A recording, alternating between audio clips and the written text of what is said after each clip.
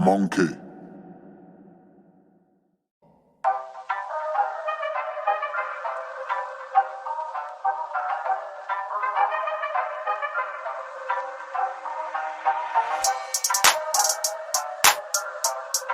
As you guys can see from my title, I'm really putting my neck on the line here, and I'm making an early prediction based off what I've seen from, most of these fighters.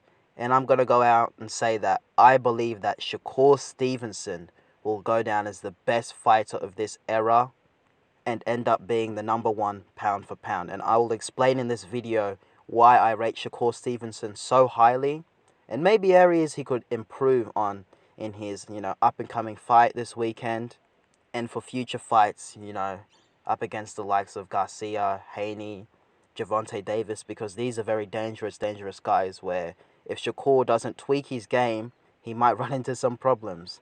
Okay, let me just explain and I guess you could say talk about Shakur Stevenson's skill set.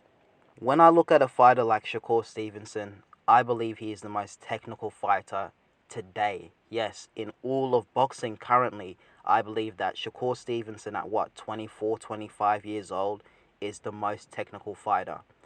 This is a guy who barely gets hit, and I'm not exaggerating here. Go watch his fight against Oscar Valdez and go watch his fight against Jamel Herring.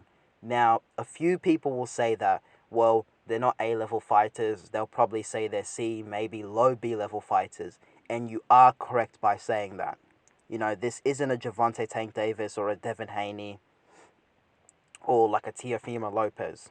But you have to recognize how dominant Shakur Stevenson was in those fights. If you look at the fight against Oscar Valdez, I mean, the guy barely got hits. Shakur Stevenson is a fighter who's just almost looked like he's mastered distance, timing, and his ring IQ is probably the best in terms of active boxers. He also has very good footwork, and his athleticism is good. He's not super duper athletic. He's not the fastest. He's not the biggest puncher. He's not really a big puncher.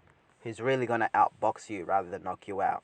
He's not the strongest guy, though he is pretty strong, but he is extremely technical and he has good enough physical attributes to take him to the top level. And this is a guy who he doesn't give much away in terms of mistakes. And he is also extremely sharp. I remember in the Jamel Herring fight, there was an instance where Herring went down to Shakur Stevenson's body. Shakur blocked him with that hand and countered with the same hand. I mean, in terms of coordination and speed, that requires a ridiculous amount of, coordination and speed and just general ability to be able to pull off. And he just made it look super duper easy. Another thing about Shakur Stevenson is he, I kind of mentioned it by saying he doesn't give much away, but he's not the most high volume puncher, so he doesn't give many shots, so there's not many opportunities to counter Shakur Stevenson and hurt him with a big shot because he is extremely economical with his punches and he just almost never throws punches out of range. He's kind of the polar opposite to somebody like Amir Khan. Amir Khan was a fighter who had tremendous hand speed, but he would often throw a lot of punches out of range, where Shakur Stevenson almost is always in range, and you can tell by when he's throwing a punch, he rarely throws punches out of range. He just doesn't waste punches. And in doing that, that allows him to perform extremely well in terms of the championship rounds because he doesn't waste a lot of energy. That means he'll not be as sharp as he is in the 12th as he is in the first, obviously, but he'll be sharp enough to where he won't have a massive drop-off in level, so his opponents can start finding openings and really putting a lot of pressure on him. Now, a lot of people might say Shakur's never fought anyone, too dangerous. A lot of people like to mention someone like Gervonta Tank Davis and say, well, Tank Davis is the biggest puncher, or one of the biggest punchers. You'd have to say Beterbiev is just as big a puncher of Tank Davis, if not even bigger, because he's won all of his fights by knockouts. And yes, we have never truly seen Shakur Stevenson's chin be tested, but I just have a feeling that his chin will hold up, and he doesn't have a glass chin.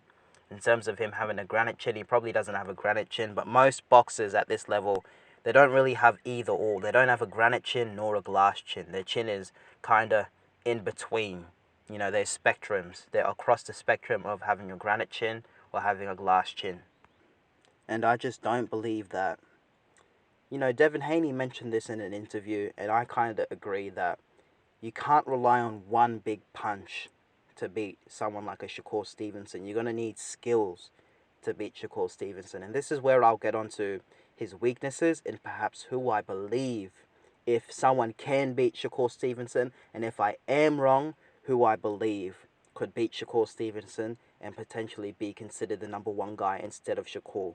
So I believe the only probably glaring weakness I've seen with Shakur Stevenson in terms of his fights is probably his head movement and his upper body movement. Sometimes he can be a little bit too rigid, a little bit too stiff in his upper body. He lacks that fluidity, in his in terms of his movement in his head and his traps and his shoulders. He can be a little bit upright, a little bit stiff, a little bit where, you know, we often see this with heavyweights such as Anthony Joshua. Frank Bruno is often the very best example. Daniel Dubois as well, I think, is a good example where they're extremely upright. Obviously, Shakur Stevenson is nowhere, you know, that bad in terms of his upper body movement and his head movement and how fluid he is because he's not that big, you know.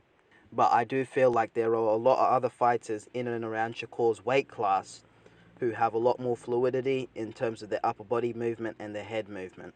So that's the only real weakness I've seen in his game so far. And some people might say, well, he lacks punching power, so I guess you could say, yeah, he's not a big puncher, but his fighting style, his game is based off being extremely technical, extremely skilled, hitting and not getting hit, which in turn will allow him to last longer than some other fighters who like to stay in the pocket and trade, or fighters who rely on one big punch and they often take a lot of shots, you know, before they get the knockout. Okay, so lastly, if there is someone who can beat Shakur Stevenson, I believe it would be Devin Haney, because Devin Haney is just as skilled as Shakur Stevenson, and I believe he has a slight reach and also height advantage, and Devin Haney is currently at 135 pounds, so that means currently Haney is bigger than Shakur Stevenson, and he's just probably the naturally bigger fighter.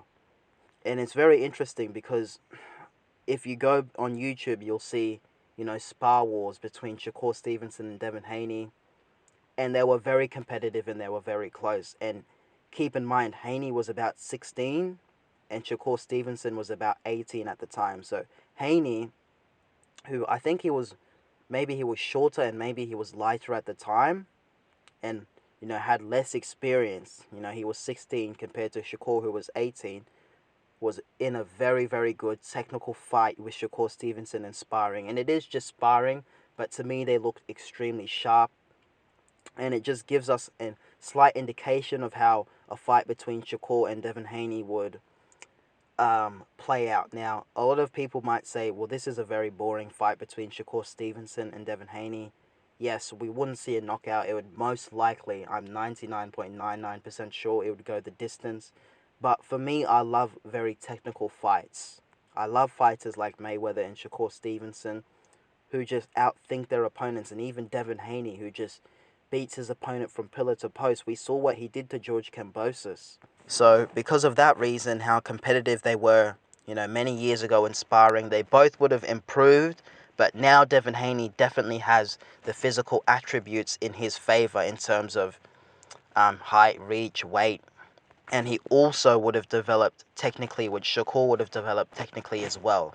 So yeah, if there's anyone who could beat Shakur, it's Haney. Outside of Haney, I don't see anyone beating Shakur Stevenson, if I'm being honest.